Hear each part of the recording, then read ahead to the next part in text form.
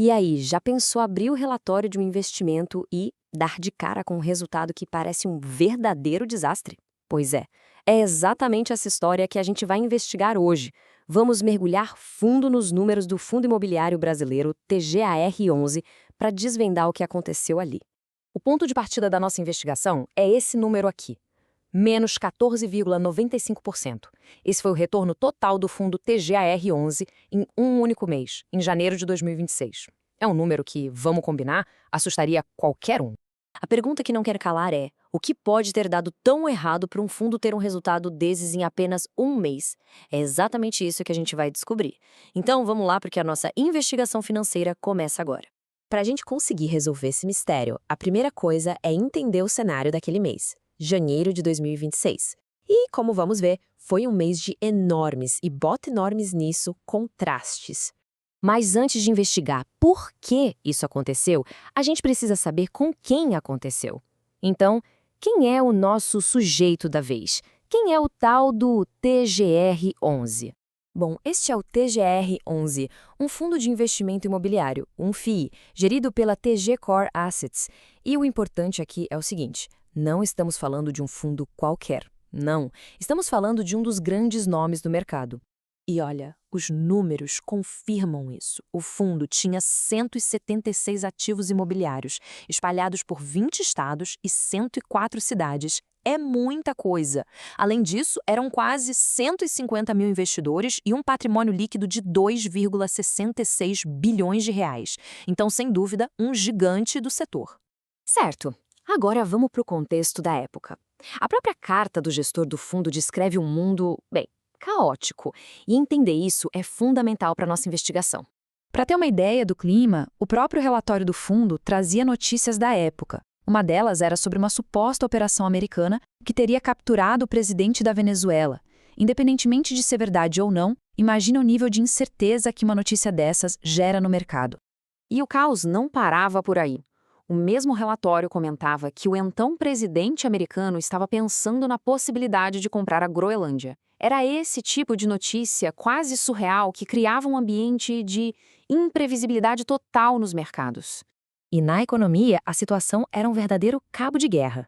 Enquanto os juros nos Estados Unidos estavam ali na casa dos 3,5%, o Brasil tinha uma Selic altíssima, de 15%.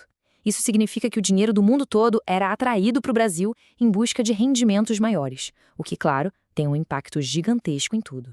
É aqui que o nosso mistério fica ainda mais interessante.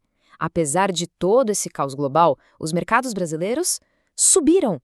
O Ibovespa, por exemplo, avançou mais de 12%, e o IFIX, que é o índice dos próprios fundos imobiliários, subiu 2,27%. Então, a pergunta fica mais forte: como é que o TGA11 pôde cair tanto? E agora, a gente chega na pista central da nossa investigação. Um conceito que, no fim das contas, vai resolver tudo. A diferença, que é fundamental, entre o que é preço e o que é valor. Pensa assim, ó. Preço de mercado é quanto se paga por uma cota na bolsa de valores. E isso muda a todo segundo, sabe? É influenciado pelo humor, pelo medo, pela euforia do mercado. Já o valor patrimonial, isso é outra coisa.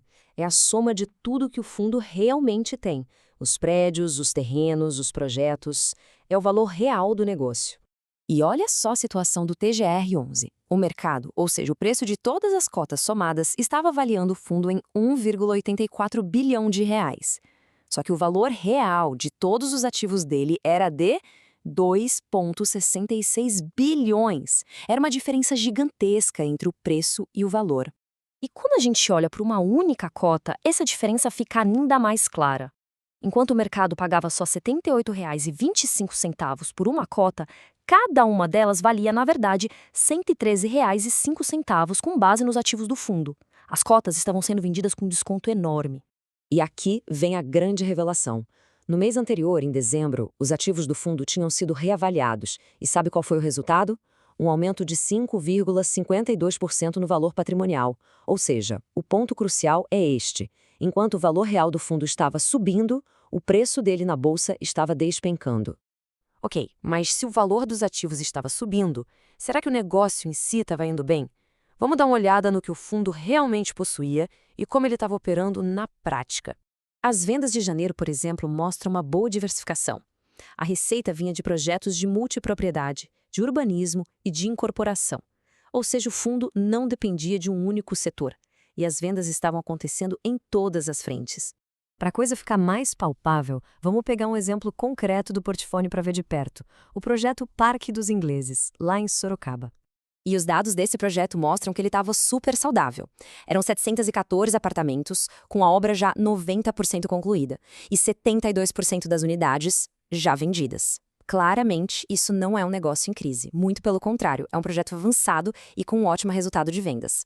E se a gente olhar para o segmento de incorporação como um todo, o desempenho também foi muito sólido. A expectativa de vendas para janeiro era de 25 milhões de reais. O resultado real foi de 25,4 milhões, ou seja, eles não só bateram a meta, como superaram. Agora sim, com todas essas pistas em mãos, a gente pode finalmente resolver o nosso mistério. O veredito é claro, aquela queda de quase 15% não teve a ver com a realidade dos ativos do fundo, mas sim com a percepção do mercado.